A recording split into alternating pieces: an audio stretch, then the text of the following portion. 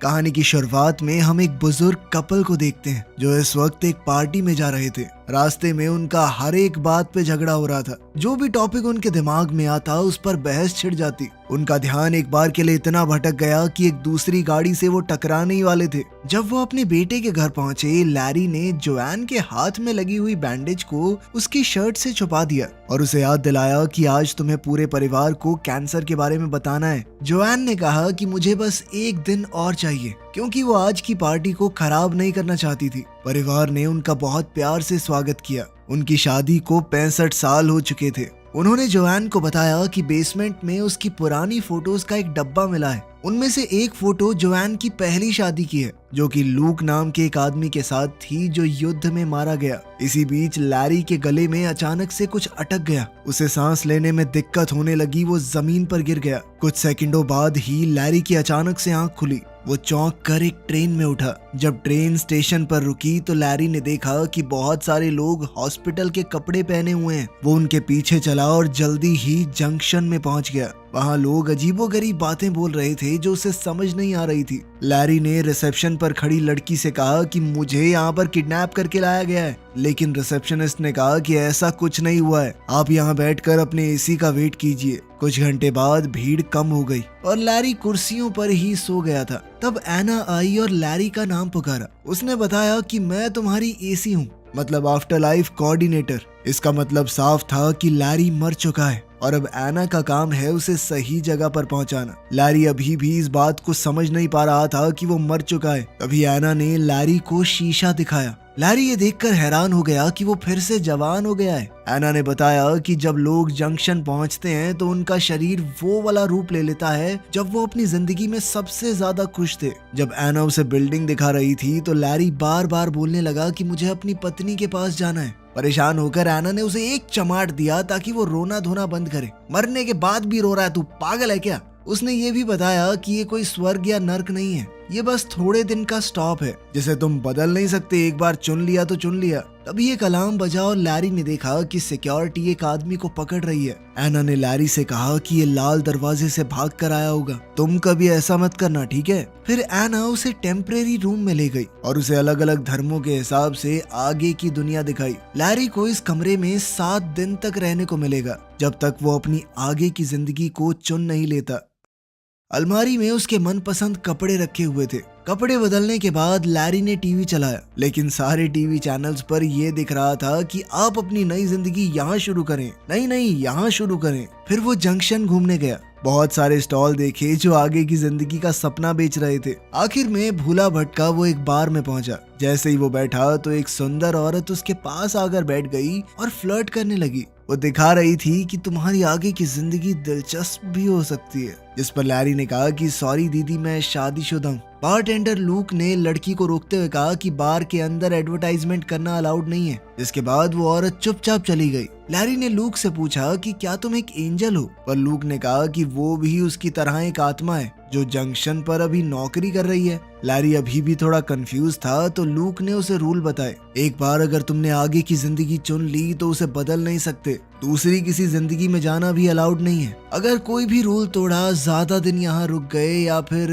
अपनी जिंदगी बदलने की कोशिश की तो तुम्हें वॉइड में डाल दिया जाएगा। वॉइड एक ऐसी जगह है जहाँ पर सिर्फ अंधेरा होता है, हमेशा के लिए। उनके बीच अच्छी बातचीत हो गई तो लैरी ने लूक को बताया कि यार मेरी पत्नी को कैंसर है, मैंने वादा किया था कि उसका ख्याल रखूंगा। अब बुरा लग रहा है कि उससे पहले ही यहाँ पर आ गया। खैर 1-2 गटकाने के बाद लैरी अपने कमरे में जाकर सो गया। अगली सुबह एना ने बेड पर चढ़कर लैरी को उठाया। बेचारा लैरी चौंक कर उठा। खैर फिर वो एना से पूछने लगा कि लोग यहाँ पर नौकरी क्यों कर रहे हैं। एना ने कहा कि कुछ लोग ये मान ही नहीं पाते कि वो मर चुके हैं। कुछ अपने परिवार या जिनसे भी वो प्यार करते हैं उनका वेट कर रहे हैं कि वो भी एक बार मरने के बाद यहाँ आ जाएं तो फिर चले जाएंगे एक जगह पर। और सबसे ज्यादा बुरा तो उनके साथ हो रहा है जो चुन ही नहीं पाते। लैरी ने पूछा कि मेरी पत्नी का क्या हाल है? जोआन, वो भी जल्दी मरती होगी है ना? लेकिन एना ने कहा कि ये इन्फॉर्मेशन अभी नहीं मिल सकती। लैरी ने फैसला किया कि वो जोआन का इंतजार करेगा। एना ने कहा कि देखो 7 दिन का स्टे तो फ्री है, उसके बाद तुम्हें भी काम करना पड़ेगा अगर रुकना है यहाँ पे, और साथ ही बेसमेंट में शिफ्ट होना पड़ेगा। कुछ दिन निकल गए लेकिन जोआन का कोई अता पता नहीं चला। एना ने कहा कि तुम श्योर हो इसमें कई महीने भी लग सकते हैं, ऐसा भी तो हो सकता है उसका कैंसर ठीक हो गया हो। इसके बाद लैरी ने फैसला किया कि वो एक प्यारा सा घर बसाएगा जोआन की याद में, ताकि जब भी वो आए तो सब कुछ एकदम तैयार हो। उस रात लैरी ने अपनी पत्नी के लिए एक चिट्ठी लिखी। उसी वक्त कैंसर से जोआन मर गई और वो भी ट्रेन में उठी। अगली सुबह एना लैरी को उसकी नई जिंदगी की तरफ ले जा रही थी। लैरी ने एना को चिट्ठी देकर कहा कि जोआन को दे देना, लेकिन एना ने कहा कि ये रूल्स के खिलाफ है, अगर हो पाया तो कर दूंगी, पक्का नहीं कह सकती। लैरी अब स्टेशन की तरफ गया जबकि जोआन ट्रेन से उतर रही थी। एस्केलेटर पर लैरी ने अपनी पत्नी को देखा, लेकिन जोआन ने उस पर ध्यान नहीं दिया। बेचैन होकर बेचारा लैरी भी वापस हो लिया। वहाँ जोआन शीशे में अपना जवान चेहरा देख रही थी। दोनों मिले और प्यार से गले लगे। जोआन पहले ही समझ गई थी कि वो मर चुकी है। उसने लैरी को डांटना शुरू कर दिया कि इस तरह से कौन मरता है, बेवकूफ हो गया, ध्यान से नहीं खा सकते। तभी वहाँ रायन आया जो कि जोआन का आफ्टर लाइफ कोऑर्डिनेटर है। वो जोआन को लैरी से अलग करके उसके पहले पति लूक के पास ले गया, जो बेचारा 67 साल से उसका इंतजार कर रहा था। जोआन लूक को देखकर बहुत इमोशनल हो गई। तभी लैरी बीच में कूद पड़ा।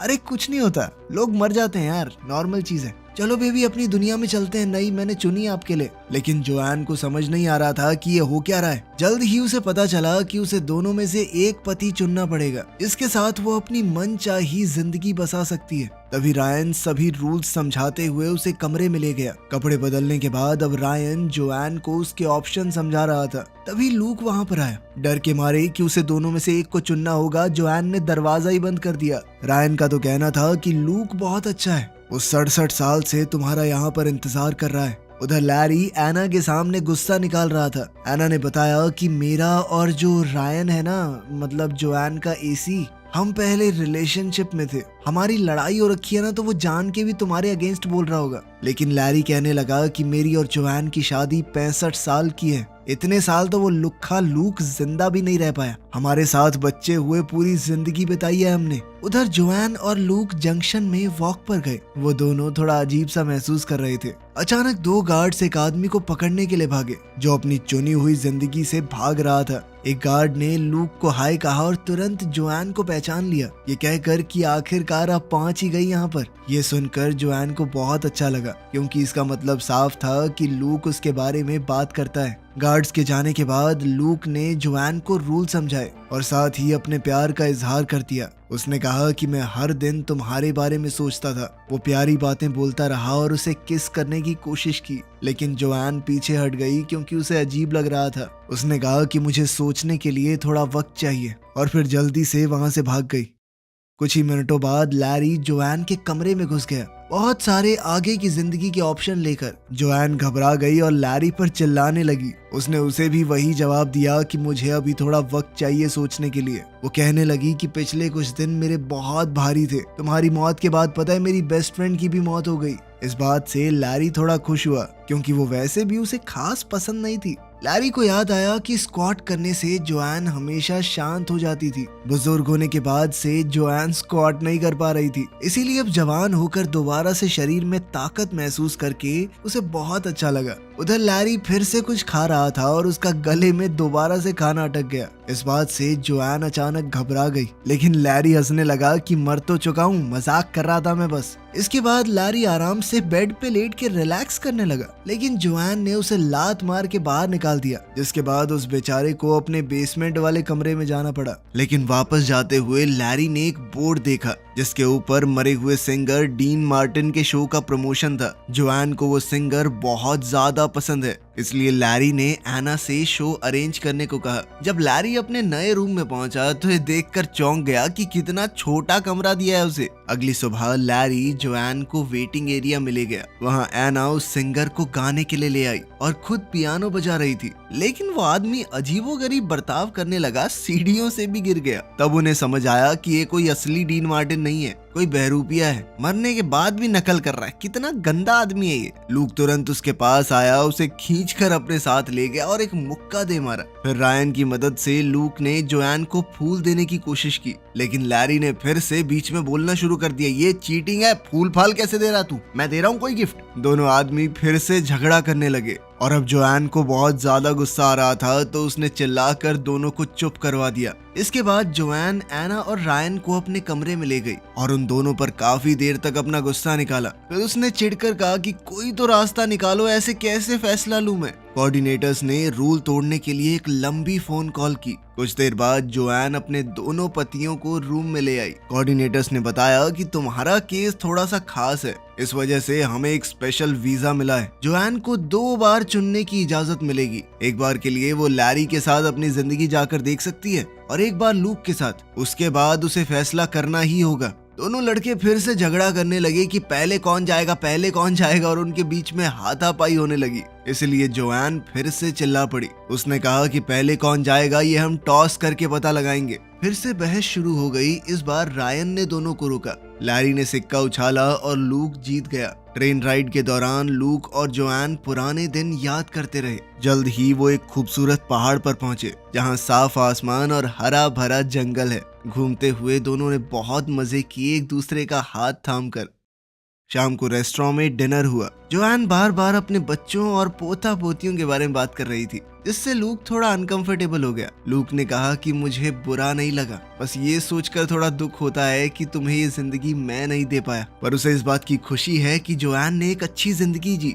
जोआन ने कहा कि मैंने कुछ वक्त तक तुम्हारा इंतजार किया था, पर फिर क्या करती, तुम चले गए थे। मरने के बाद कोई लौट कर थोड़ी आता है। फिर लूक जोआन को एक जगह पर ले गया जिसे आर्काइव्स कहते हैं। ये यहाँ पर हर चुनी हुई जिंदगी में होती है, जहाँ आत्माएं अपनी जिंदगी की यादें दोबारा देख सकती हैं। दोनों ने अपने रिश्ते के सारे जरूरी पल देखे। वो पहली मुलाकात, पहली बार एक दूसरे को चूमना, शादी का दिन और जंग पर जाने से पहले का वो आखिरी वादा। जोआन ने आखिरकार फिर से लूक को चूम लिया। उसने बताया कि मैं टूट गई थी तुम्हारे मरने के बाद। यादें आगे चलती रही और लूक ने देखा कि कैसे लैरी ने जोआन को प्रपोज किया। ये देखकर लूक गुस्से में बिल्डिंग से बाहर निकल गया। उसने कहा कि लैरी ने एक दुखी औरत की फीलिंग्स का फायदा उठाया है, मौका देखकर चौका मारा है उसने। जोआन ने समझाने की कोशिश की कि ऐसा कुछ नहीं है, लेकिन लूक ने नहीं सुना। इसी बीच लैरी भड़क रहा था, क्योंकि लूक सबको बताता था कि मैं जंग में मारा गया लड़ते हुए दुश्मन से। अब इस तरह वो खुद को हीरो दिखाएगा तो कोई कैसे लड़े। लैरी को डर था कि कहीं जोआन उसे न चुन ले। इस पर एना ने कहा कि जोआन को याद दिलाना कि वो उससे प्यार क्यों करती थी। लैरी ने कहा कि मुझे तो खुद भी नहीं पता वो क्यों प्यार करती थी मुझसे, लेकिन मैं एक इंसान को जानता हूँ जो शायद बता सकती है। कुछ देर बाद लैरी जोआन की बेस्ट फ्रेंड कैरन से मिला, जो काफी बूढ़ी लग रही थी। कैरन ने बताया कि उसके सबसे ज्यादा खुश दिन तब आए जब उसका पति मर गया, क्योंकि तभी वो खुलकर अपनी जिंदगी जी पाई। खैर, कैरन ने बताया कि मुझे तुम शुरुआत में बिल्कुल पसंद नहीं थे, पर धीरे धीरे अच्छे लगने लगे। लैरी ने पूछा कि मुझे घंटा फर्क नहीं पड़ता, तुम बताओ कि जोआन मुझे क्यों पसंद करती है। कैरन ने कहा कि मुझे क्या पता, लेकिन इतना जरूर कह सकती हूँ कि तुमने जोआन को बहुत खुश रखा है। इसके बाद लैरी लूक के कमरे में गया कोई राज ढूंढने के लिए। दीवारों पर निशान है जो दिखाते हैं कि लूक अपनी मौत के बाद हर एक दिन गिन रहा था और अपनी किताब में वो जोआन की ड्राइंग्स बना रहा था। तभी लूक वहां आ गया और लैरी पर चिल्लाने लगा कि तूने जोआन के साथ गलत किया है। जब वो दुखी थी तो तूने मौके पर चौका मारा है। दोनों बेकार सी लड़ाई में उलझ गए। इसी धक्का मुक्की में लैरी का लेटर उसकी जेब से गिर गया। अब लूक कहने लगा कि जहां पर तुमने प्रपोज किया उस जगह को मैं और जोआन अपनी खास जगह मानते थे, तो सीधी सी बात है जोआन वहां पर मेरे जाने के बाद अकेला महसूस करेगी। तूने उसी चीज का फायदा उठा के पटा लिया उसे। अगले दिन लैरी जोआन को एक दूसरी जिंदगी दिखाने बीच पर ले गया। वो जिंदगी काफी पॉपुलर थी, तो बहुत सारे लोग थे वहां पर। वो दोनों बातें करने लगे और एक दूसरे को चूमने ही वाले थे कि तभी एक लड़के ने बॉल से लैरी को मार दिया और फिर मूड खराब करने के लिए कहने लगा, तुम्हें पता है मैं कैसे मरा। खैर, बाद में दोनों समुद्र में अपनी बोट लेकर गए। लैरी ने जोआन से माफी मांगी कि तुम्हारी मौत के वक्त में साथ नहीं था। साथ ही वो इस तरह की बातें मारने लगा कि हमारे बच्चे हमें साथ देखते तो कितने खुश होते। इस पर जोआन कहने लगी कि तुम मेरा दिमाग बदलने की कोशिश कर रहा है ना, चालाक कहीं के। बच्चों की बात किसको बता रहा है? और उनके बीच में फिर से झगड़ा हो गया। अब जोआन कहने लगी कि तुम समझ नहीं पा रहे मेरी सिचुएशन। मैंने अलग अलग वक्त पर तुम दोनों से ही प्यार किया है, तुम दोनों के साथ सारी जिंदगी रहने की कस्में खाई हैं। इस पर लैरी कहने लगा कि अगर मैं लूक की जगह होता तो मैं भी तुम्हारा इंतजार करता। वापस आकर जोआन ने लैरी के साथ अपनी बीती यादें देखना चाहा, पर लैरी ने मना कर दिया। उसका कहना था कि यादों में इंसान खुद को खो सकता है। वो जोआन को इससे बचाना चाहता था। जोआन को लगा कि लैरी डर रहा है कि पता नहीं क्या निकल आएगा। खैर दोनों किनारे पर बैठकर अपनी पहली डेट की बात करने लगे। लैरी ने कहा कि मैं बस तुम्हें हमेशा एक बेहतर जिंदगी देना चाहता था। उधर जंक्शन में लूक को लैरी का वो लेटर मिल गया। उधर जोआन और लैरी अपनी डेट से वापस आए, एक दूसरे को चूमा तो लैरी ने कहा कि मुझे फर्क नहीं पड़ता हम कहाँ पर जाते हैं, बस साथ होने चाहिए। तभी लूक ने लैरी का वो लेटर जोआन को दे दिया। ये पढ़कर जोआन को पता चला कि लैरी तो लगभग चला गया था, बस उसने जाते वक्त उसे देख लिया तो रुक गया। फिर उनके बीच एक और झगड़ा शुरू हो गया। जोआन ने लैरी को सेल्फिश कहकर पुकारा। इस पर लैरी ने कहा तो मैं भी तो तेरी सेकंड चॉइस था, और ये लुक्खा लूक, इसने भी बहुत सारी आत्माओं के साथ गुलू गुलू किए। इस पर लूक गुस्से में चिल्लाया कि 67 सालों में 2-4 आत्माओं के साथ गुलू गुलू कर ली तो क्या हुआ? इंतजार तो मैं जोआन का ही कर रहा था ना, आखिर आत्मा की भी कोई नीड्स होती हैं। अब दोनों कहने लगे कि एक बार चुन लो, बस हमें नहीं पता। लेकिन अभी जोआन को और वक्त चाहिए था, इसलिए कोऑर्डिनेटर्स दोनों आत्माओं को वहां से ले गए। कैरन थोड़ी देर बाद जोआन के पास एक ड्रिंक लेकर आई और तब जोआन फूट फूट कर रोने लगी। कैरन ने उसे संभाला और उसका ध्यान भटकाने के लिए अलग अलग फन बूथ्स पर लेकर गई।